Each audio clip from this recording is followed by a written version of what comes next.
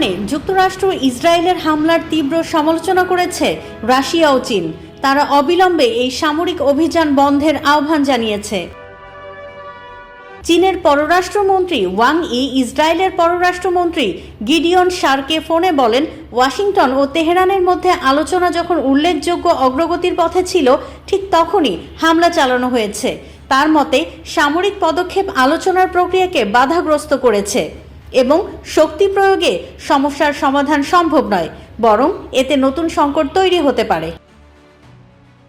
এদিকে রাশিয়ার পররাষ্ট্রমন্ত্রী সের্গেই ল্যাভরভ বলেন, ইরানের বিরুদ্ধে এই হামলা উল্টো পারমাণবিক অস্ত্র বিস্তারের ঝুঁকি বাড়াতে পারে।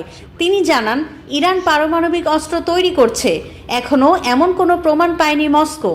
ল্যাভরভ সতর্ক করে বলেন, এ ধরনের পরিস্থিতি আরব দেশগুলোকে পারমাণবিক অস্ত্র তৈরির প্রতিযোগিতায় ঠেলে দিতে পারে, যা পরিস্থিতিকে আরও জটিল করে তুলবে। Сельского хозяйства, включая халяльную продукцию.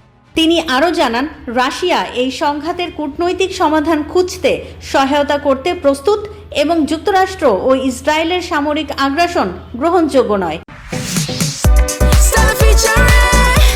Next level, well done, side by side fridge.